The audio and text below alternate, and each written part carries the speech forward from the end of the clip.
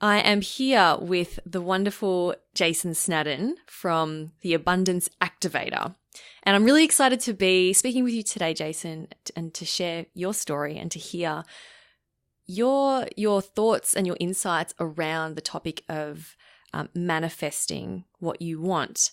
This is a topic that I've been very interested in recently. So it was so great to meet you last week, and because I thought, I've got so many questions that I want to ask you because I don't know a lot about this topic. So it'd be great to hear, your perspective on it. So thank you so much for joining me. Oh, thanks for having me, Christina. It's a delight to be here. I always love talking about manifesting. We're so powerful if we choose it. Yeah. And we can create what we like if we really choose it. So absolutely. Yeah. And we'll get more into that detail in a moment. But first, so your company, the Abundance Activator, I love that name. To you, what does abundance mean? So, abundance is we're all inherently abundant, meaning that we all can create what we want in our lives. We can have great health, we can have great well-being, we can live our lives on purpose, we can bring in the material things that we want to create into our experience. We have the ability to create exactly what we want if we so choose. But what happens is most of us are thinking about what we do not want. And when we can shift our focus onto what we do want, that's the starting point to start creating what we do want. And we all have that inherent ability within us to start creating the focus on what we truly want. And that's what I do. I help my clients really tap into what that is. Right. Okay. Well, we'll go into, how you do that, in a moment. But I want to hear how you got into this. Why are you particularly, passionate about helping people create more abundance in their lives? Yeah. So it started back in 2004. I was newly in property. I was I'd been there for about a year, and I was one of the worst performers. And I was not happy with that. I was not happy with being one of the poor performers. And a mortgage broker gave me a book called The Magician's Way by William Whitecloud. And in that book, it talked about essentially your focus creates your reality. And there was this beautiful first chapter lesson about how a magic golf lesson. It was how most people, when they're playing golf, are focused on how they're holding the club, how they're standing, but they're forgetting where they want that ball to actually go to. And when we have clear focus, our natural ability actually kicks in to get the ball where we want it to go. And that was a great analogy for life, and it totally resonated with me. And also in this book, it talked about manifesting car parks.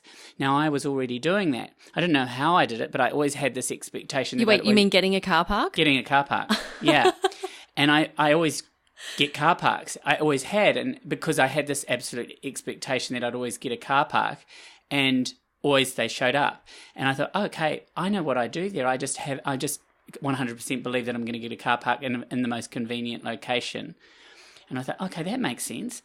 And so the book resonated with me, but I knew there was way more to it than just that. So can I just ask, why were you one of the worst performers? Well, that's what I found out. So okay. So essentially I went and started studying these teachings, and I first of all learnt that we're intuitive beings, that we all have an intuition, and that when we access our intuition, we're incredibly powerful. And when we're tapping into our intuition and we're creating from that place, we're even more powerful. So I learned how to start getting clear on what I wanted to create in my experience. But I also learned that we all have limiting beliefs, limiting paradigms, and most of those are actually locked in by the time we're 7 years of age. And from that, I learned what was playing out for me. And in that work environment, one of my biggest behaviors was I play insignificant. I play small, and that was very much showing up in that work environment because I felt it was a very blokey environment, and I felt less than. I made up that I was less than the guys that I was working with, so therefore I showed up less than. And I also showed up, I was showing up not inauthentically to my clients because I thought I had to be something else. I wasn't showing up as my authentic self. Right. And when I could see that, I was like, wow, that's what's going on. I was unconscious to it. Can you give me a specific example of your behavior that wasn't authentic to you? So, well, I'm a gay man, so I was closeted at work, but completely out in my personal life, but I did not share my personal life in my work environment. So that was a big thing. And it was a big wound I had to work through, and healings that I worked through over time with that. So I turned, when I came back from the original coursework, I showed up 100% owning who I was, my authentic self. I even changed what I was wearing. They all wore very dark suits and white shirts and ties. I lost the tie, started wearing coloured shirts, and I just showed up truly myself. No, there's no point in trying to be someone I'm not. I'm me. Yep. And I showed up as me, and felt and showed up back in my power, my personal power, and felt, reclaimed my confidence and my belief in myself. And through the work that I did, I got very clear in my vision. With what I learned to do was create my land of abundance. I got very clear on what I wanted to create in my life. And part of my land of abundance was to be the top consultant for that company, because I'd been top before in previous sales roles. So I knew what that was like. I wanted to be the top consultant for that company, but I actually, for the first time, could see that I actually wanted to have my own business within that. Right. I also got clear that I was single at the time. I wanted to have a beautiful relationship. And I got very clear on some of the material things that I wanted to create. I wanted a beautiful penthouse apartment. I wanted a portfolio of properties because I was involved in property, so investment property particularly. I wanted to have a Mercedes convertible. I got very clear on those material things that I wanted to draw forth because I could see that it was possible. Now, within 9 months, so I really committed to the work, committed to the process. And that transformation in your mind, you said that you were doing this coursework. How long did it take for you to create this internal transformation? Okay, so I read the book at the end of 2004, went and did the initial coursework in the February of 2005. That's where all the real learnings happened. Yep. And got really clear on what I wanted in my life for the first time. Never done that before, and became aware of my limiting beliefs, limiting behaviours that were showing up in relation to my life that I could see at the time. And it's still a journey. It's still an ongoing journey. 15 years later or 20 years later, however long it is, So I got really clear on it. So I started just operating from this place, using my intuition, creating space to keep connecting in with what I wanted from my intuitive self, from my higher self, and connecting in intuitively. Well, what steps are there for me to take? Because we always have the answers within. We always intuitively have the answers within. So I was using my intuition through creating space to get the next steps, and to use my intuition to make decisions. When you say creating space, what do you mean by that? So when I say creating space, the best way to probably describe that for me is a meditation. But in those days, it was just very much about going in and just imagining what I wanted. So connecting in, okay, I'm choosing to be the top consultant. What is here for me? Connecting in from my heart, okay, I really love that idea of being the top consultant for this company. What's there for me to do? And then I'd get inspired ideas. And I learned in the sales role, in the sales environment, that I must be 100% aligned also with what I was doing. So believing in the product that I was selling. So I was selling investment product. I had to 100% believe in the projects that I was representing, 100% believe in myself. And then from that place, I knew clients would come forth. If I was out of alignment in any of those areas, well, then the clients didn't show up because that's the energy that I'm putting out. And so I really started to learn how to harness that as well, coupled with me showing up as my authentic self. So within 9 months, I was the top consultant for that company. But as that was evolving, I was offered the opportunity to go and set up my own a company under the umbrella of another company. Which I didn't have to fund. It was funded by them. And that was when my real estate business, Love Property, I founded. And so that had landed because I really got aligned to that as well. So they were my first real grounded experiences of my vision unfolding, of my what I'd connected into manifesting. Amazing. Right? Yeah. And was there a moment where you went, oh my God, it's working? Well, no, I didn't really It just sort of happened. But I had a wow moment 5 years later. It was 2010. I was in my renovated apartment in Sydney, penthouse apartment. We'd just renovated it. I lived there with my partner, and I had a BMW convertible downstairs. I actually owned my business at that point through things that had unfolded for me to acquire it. I had a portfolio of investment properties. Everything that I had set out to achieve on my vision, my original Land of Abundance vision, had unfolded. And I was like, I've got goosebumps as I'm sharing this. I was like, wow, I can't believe this is all unfolded. I set out to achieve this 5 years ago, and here it is, it's all unfolded for me. Now, it actually sent me into a bit of a flatline, because I was like, wow, well, what's next? What's next? Because I hadn't actually seen beyond that. Right, so it's like you'd achieved a goal and then weren't sure what to do afterwards. I achieved my massive goal. It's like an Olympian getting a gold medal, and then getting really depressed after, because they're like, well, I've achieved the ultimate goal for an athlete. Now what? Yeah. So what'd you do? Well, I continued to run my business the way I had been running it, aligning myself to the projects that I was representing, trusting that clients would come in, but and allowing the business to grow. But there was a niggle going on. I felt that I didn't have that big thing to achieve anymore. I was very financially doing well and financially building my wealth and continue to do that. But there was something that wasn't quite there, and I didn't unlock.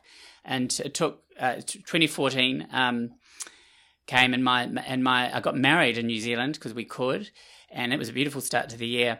But not long after that, my mum got diagnosed with terminal cancer.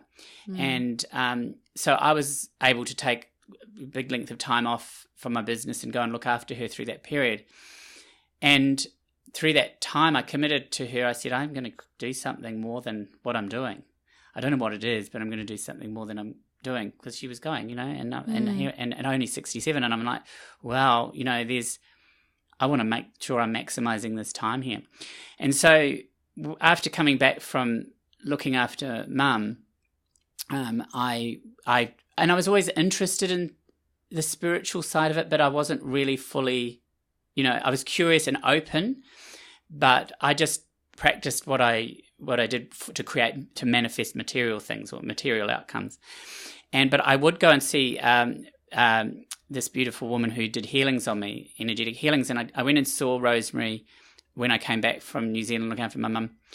And she did this healing on me, and she said, "Oh, Jason, I've got some channeled information that wants to come through for you. Are you okay if I let this message come through for you?" And I said, "Yeah, absolutely, bring it on." And so she's an 80-year-old lady. She drops down out of her, drops down, and this big, deep voice comes out through her. "Hello, my name is Master Corton. I'm here to tell you that you are here to help people with abundance. Now, you are already doing this whether you know it or not." And he gave some examples of situations and things I'd said that had impacted people. And I was like, oh, okay. He said, "Now, you are here to help people with abundance. Now, if you so choose to continue to do that, we will support you all along the way." Wait, who's we? The realms.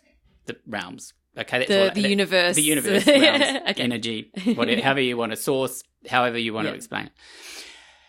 He said, that all you have to do is commit to us, and we will support you. Do not commit to us now, though, because it is coming up to your festive season, because it was December. And I was still recovering from mum. And he said, but when you commit to us, we will support you. And so on New Year's Eve, I'm on the balcony. I'd had many champagnes. And I said, okay, I commit. I don't know what I'm committing to, but I commit to whatever it is. And things just have continued to show up. And so the first thing that showed up was I joined a mastermind group. I got very clear, a mastermind coaching group with a coach running it. And I got very clear that I was to help people, teach people what I knew about abundance. And started running Abundance. I was very involved in networking in networking groups in Sydney, and I started running breakfasts about abundance breakfast, just as for my friends who wanted to come for free. And I just shared what I knew and created space for them to start tapping into what they wanted. So that was the starting point. And then that evolved into working with people one-on-one. But my own personal journey expanded. I was always a binge drinker. And in the middle of that year, I went on retreat with this mastermind group to Bali. It was announced we were going into 5 days of silence. And then we'd have breakout sessions. But the funny thing was, the week before we went, Garrett and I had a party at our house, and I had a huge boozy bender of a night, and so that was really top of mind. That was not working for me. That I can't carry on having these binge drinking sessions, and through this silent retreat, I got really clear on what had been going on with my whole drinking. I'd been a binge drinker my whole adult life, and that was no longer working for me. And so I got really clear on what that was about and gave up alcohol completely for 2 years. And that completely shifted my connection. It opened me up to source energy, my own connection, because I was clear. And so my meditations went deeper, my intuition became sharper, and my intuition in service to my clients became sharper. And then fast forward, and so I continued to run my real estate business, continued to do coaching on the side, and grew my real estate business. We were running property management at that time as well, and growing that. And so I was curious about the spiritual side as well as, still running a successful business. And I thought, how can I merge what I'm learning here into business? Is there more? And what evolved was I in the middle of 2016, one of my clients, she's a very spiritual lady, and she does energy healing and spiritual work. And I was helping her ground her business, helping her create value for her business, own her own value, turn it into a business that was profitable, so that she could actually make a living off it. But what that space gave me was the opportunity to call in angels and higher realms to come in and support in the session. And Rosemary, and I'd go and see Rosemary for energy healings, and she said, there's an ascended master with you, Master Katumi, and you please, feel free to call him in. He'll be there to support you in your sessions. And I said, so I started calling him in, also in my sessions. Anyway, this day I'm having a session with Julia, and I'm in the middle of Surrey Hills in Sydney, my office, and I thought, I've got to get out of my office for this session because we're quite woo-woo. And so I'm having the session in my car in the middle of Surrey Hills with her, and all of a sudden I just felt this energy arriving for me to, and I felt like it was going to speak through me. And I said, Julie, this is what I'm getting. It's like intuition, but it feels like it's a different sort of frequency. And so I said, are you okay if I just if we play with see what happens? And in that moment, this different voice came through me with a specific message for her, and that was my first experience of channeling, and so that opened up a bit of a can of worms, because I was actually quite fearful of what that meant and what that meant for me. And what did you learn how to do that? No, it just happened. I was open. Okay, I was open to it, but I had no idea what I was to do with it. And then that coincided. I was going to Africa on a retreat with my mastermind group that I belong to, and one of my dear colleague and friend and teacher, Giselle, said to me, and I told her about Master Katumi, and she said, well, Master Katumi's coming through. And there were 15 people in this thing, and I was like, yeah, actually he is. And then that opened up the space for me to start channeling in service to the people in the group, and it was so powerful. They were having huge, significant messages were coming through for them. I call them activations, awakenings, and it was incredibly powerful. And so that then coincided with me going from Africa to Toronto to Bob Proctor, who's one of the granddaddies of law of attraction principles, and I was going off there to hone my law of attraction teachings and then I was there and I was like, oh, this channeling's just started, and how does that fit into the whole law of attraction thing? And so I stumped up the courage to talk to people and go. We had this thing where we went, I think 200 odd people at this conference, and we had to go around each table and pitch ourselves. And it was sort of the last day, and I was going, how am I going to tell them about this channeling?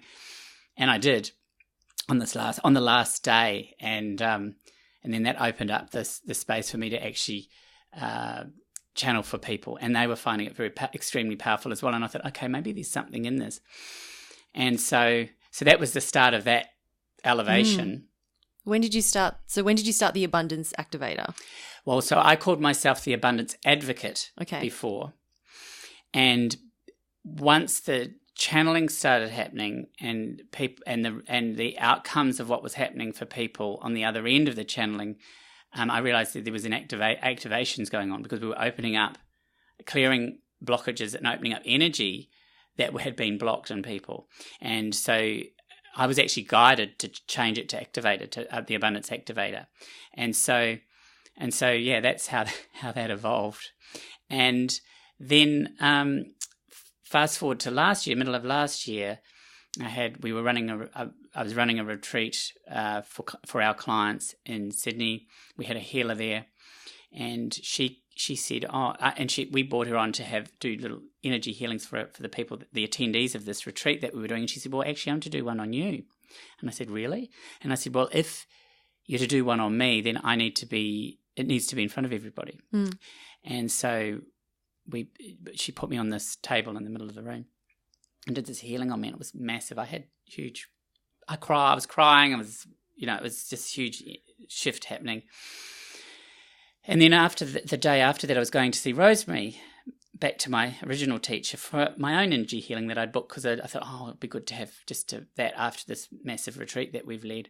And she did another powerful healing on me, and which was also incredibly powerful. The next day, I'm in meditation, because I meditate every day, and then in the meditation the next day, I was like, oh, there's new sound coming through me, and I started channeling. From that day, I started channeling what's called light language. And your listeners might want to Google light language, and it's a sound, it's a frequency that comes through, which is very healing, which is very activating, and that comes through me. It's on tap. It's just there. It's like it's available to everyone, and different sounds and different frequencies come through for my clients. So essentially what I do, what the beautiful gift of what's come through me, and because I've been so open to it, is I use my knowledge about law of attraction and manifesting, and these frequencies that come through me, these sound frequencies that come through me, to really help my clients create what they want in their lives, but break through any of the energetic blocks that are associated with them moving forward. And so that's where the activation piece comes in. And also, I would add to that, we are not this physical body. We're multidimensional beings, and we're actually all evolving. We're all evolving, and this is part of this evolving. As I have evolved, we're all evolving. And so the people that work with me are ready for their next level of evolution. Right. And so the people that work with me are attracted to that, whether they know it consciously or not. They're ready for their next level of evolution. Amazing. So yes, it's been quite a journey, and I certainly didn't start off my life as a spiritual person.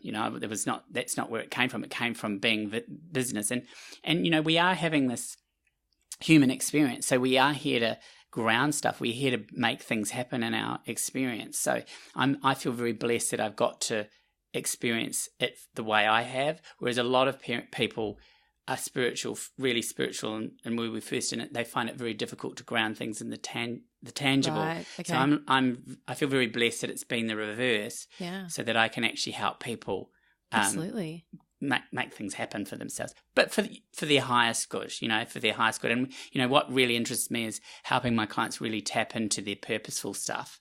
Yes, it's great to manifest material things, and there's an abundance of that. There's an never-ending flow of that. But we all each have a great purpose. We all each came here to have an amazing human experience, to bring our gifts forth. And can we manifest that? Well, that would be the best thing that you could possibly ever manifest, is what you're meant to be doing. So let's talk more about that. Yeah. Do we have to be really spiritual and woo-woo in order to manifest great things? Not at all. Not at all. So let's take someone who's never meditated before, but they're interested in personal growth and professional development, and they want to get to that next level, whether it's in their business or their career, but they're a bit like, I don't know, talking about like Mercury retrograde and cycle of the moons. It's all a little bit too woo-woo. Yeah. Can we still manifest? Absolutely. So where does it start? It starts with what gives you joy. It starts with what gives you joy. I love that. Yeah. So the more that you can feel joyful for what you are doing, the more you're in alignment with what you are meant to be doing. Okay. So if it gives you joy, keep moving towards that. Right. And is this in what area of our life? So if we're talking about purposeful stuff, if your work gives you joy, if you're doing what you love, that's a key indicator that you're exactly on track. You're exactly doing what you're meant to be doing, right? If it's not giving you joy, if it gives you complete dissatisfaction, well, there's your key indicator that you're not doing what you're meant to be doing. And what I would say is to just create space. You don't have to go into meditation. I mean, it's powerful, but get a journal out and start writing. What would I love to be doing? What gives me joy? What has you will have had key indicators through your life around what you're meant to be doing, things that you're drawn to continually, what lights you up. So can I give you an example? So I love dancing. I love to dance. It brings me so much joy. I'll dance in the kitchen while I'm waiting for the kettle to boil. I just dance. But I'm not going to do that as a career. No, that gives you joy. Yeah. And so dancing is like your form of meditation. It brings you into a state of presence. Right. So, and joy. And when you're in a state of presence and joy, you're accessing your higher self. You're accessing your intuition. And you can, if you could set an intention before you start dancing, I'd like to have some information about where I want to take my business. Okay, so that's a really interesting point, because I've never thought about those sort of joy-inducing or flow activities that we do as using them as a way to access our higher self. So, and something that I have read and learned a lot about is setting intentions before activities. And I have the best intentions to do that, but I always forget. Yeah. I always forget to do it. So take me through again how you would set an intention before a flow activity. So it could be dancing or drawing or going for a run even. Yeah, or just walking in nature, or doing yoga, something like that. Okay. Yeah. So you just you set an intention. I choose to see, or there's two statements. An I choose statement or an I am statement. Okay. So an I am is owning who you are now. So I am powerful beyond measure, or I am a leader in my business, or I am a successful business person, whatever it is. That's your I am statement. Or I choose to see my business at its most expansive. I choose to see my business at its most abundant. I choose to see my financial abundance. I choose to see my financial abundance. I choose to allow my financial abundance to come forth. So you either make those I am or I choose statements. They're incredibly powerful because you're literally choosing them, or you are stating that they are here now. So you do that before an activity. Okay. Before an activity. Yeah. Yep. Yeah. And then when you're doing your activity, you're coming into a state of presence. If it's an activity that gives you joy. If you do yoga because you just want to get fit and you're doing it for the fitness side of it. So don't do it for not so much joy. Not joy. Do it for if it's giving you joy. Like for you, dancing. So, I just want to see. I choose to see my business at its most abundant. And then you dancing and you enjoy it, and then you're allowing the ideas to come forth, okay? And then just try it out, and then make sure you've got some pen and paper handy nearby, and just see what you get, because you might need to come out of the dancing and come back and go, what's here? What's here for me? Can you ask a question? You can, absolutely. So if you're wanting an answer on something, again, whatever you're doing to create space for presence, your answers will always be there. Now, the access to that energetically in your physical body is your heart. Your heart is your connection to all. Love comes from heart. Love connects us all. So if you want to ask something, your intuition, if you want to fast track your intuition, just put your hand on your heart and just allow your heart, and you can even say hello heart, or I love you heart, or I'm asking you to open up heart. Yep. And then you'll feel it. Give it a go. Try it now. Put your hand. Yeah, I'm doing it right now. Feel the energy. Hello, can you heart. Can you feel it? There's a beautiful meditation that I love. I found it on Insight Timer, and it's called Self-Love and Listening to Yourself.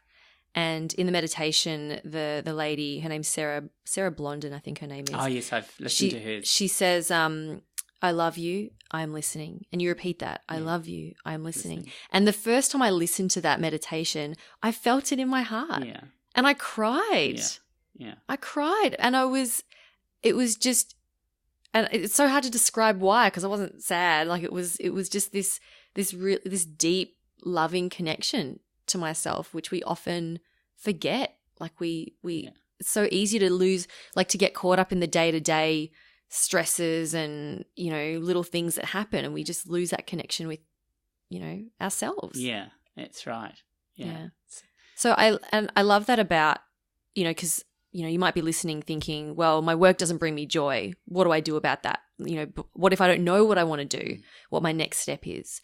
So would you suggest that people go and do more, activities outside work that bring them joy, and then that will help to connect you to yourself? Absolutely. The more you can, so you might be in a job, but you need to be in that job to earn money. We're in this environment where we need to make money, so that's fine. But the more you're creating space to give yourself states of presence, and that's through joy, the more you're opening yourself up to start creating what you truly want and allow the inspired ideas. You see, the problem with it being stuck in the things that you don't want, and you're talking about what you don't want, or you're thinking about what you don't want, well, guess what?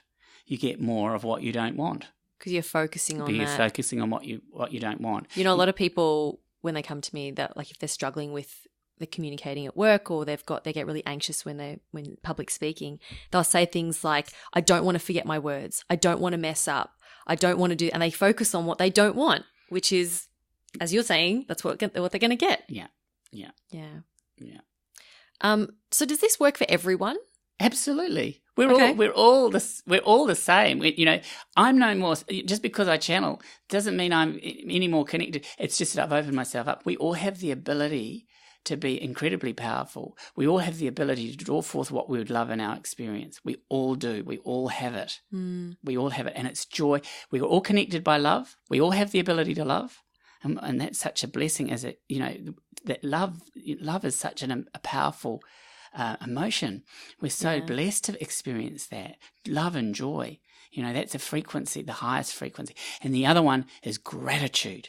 Okay, so gratitude, and bringing a practice of gratitude in is incredibly powerful. How do you practice gratitude? So I practice gratitude. My partner and I, every evening, we write 5 things down, and then we share what we've received. This is at the end of each day. This is actually a new process for us, and it's been incredibly powerful because it also gives us a beautiful way to end the day, and also sharing with each other what we've experienced through the day. But you don't have to share it. You can do it individually. And until that point, I was just doing my gratitude myself.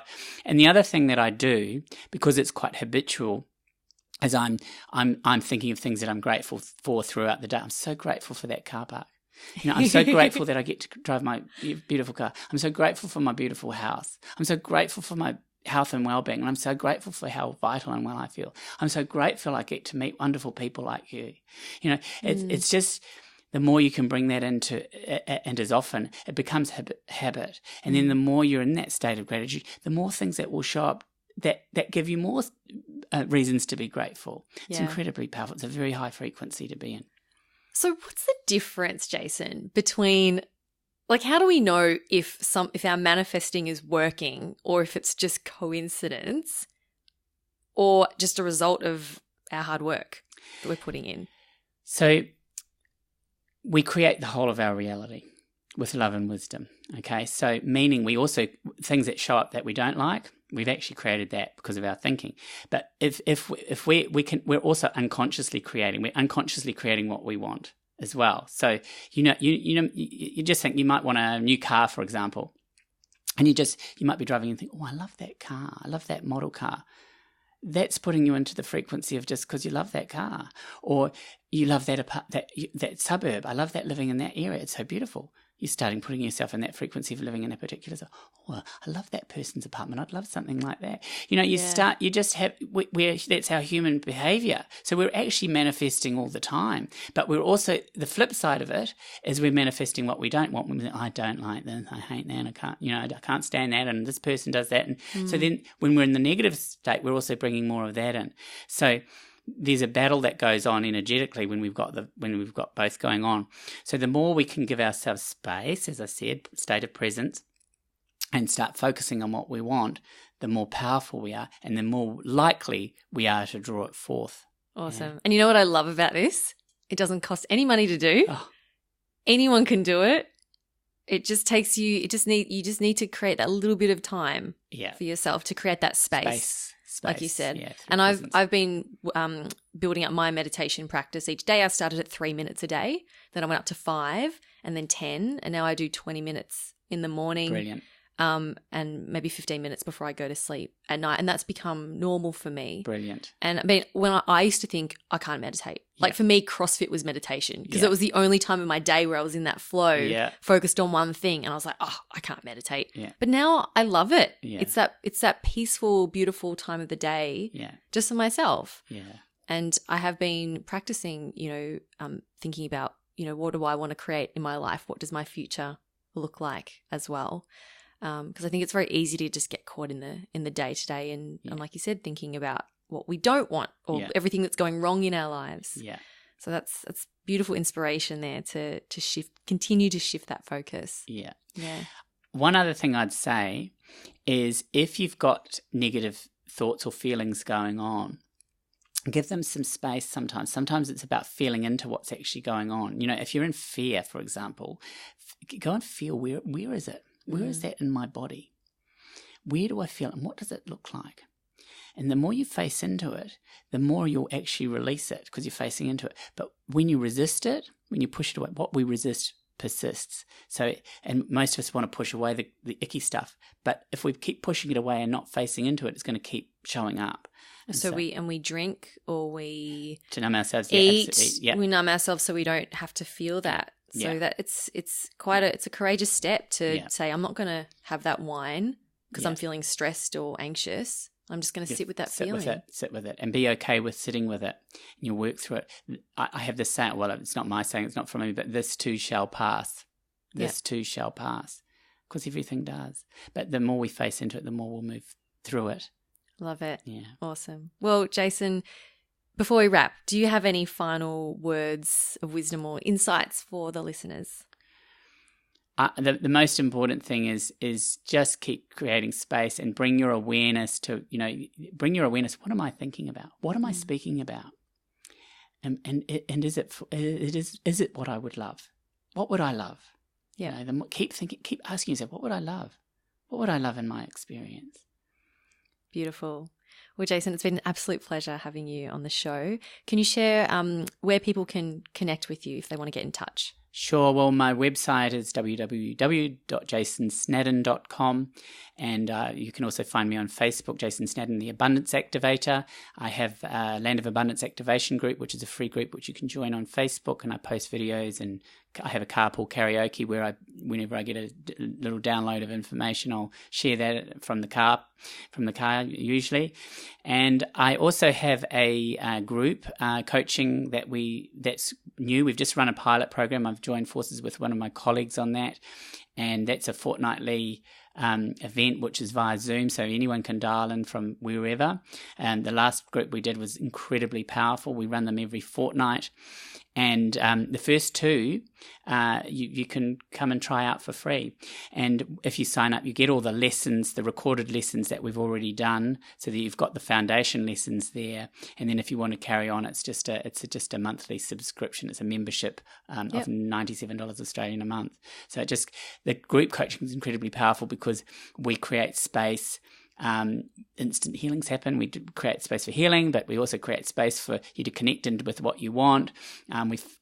People bring their whatever's going on for them to the group. But what ends up happening is the group energy. You actually end up tapping into your own intuitive abilities in service to everybody in the group, and it's incredibly powerful, and that's incredibly abundant when you can give back in service as well. And who's that program for?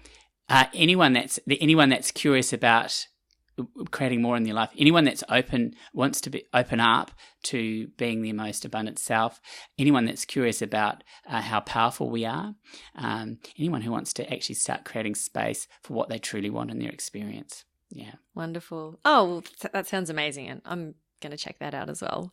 Thanks so much again, Jason. Thanks, Christina. And bye to everyone watching. Thanks so much for joining us.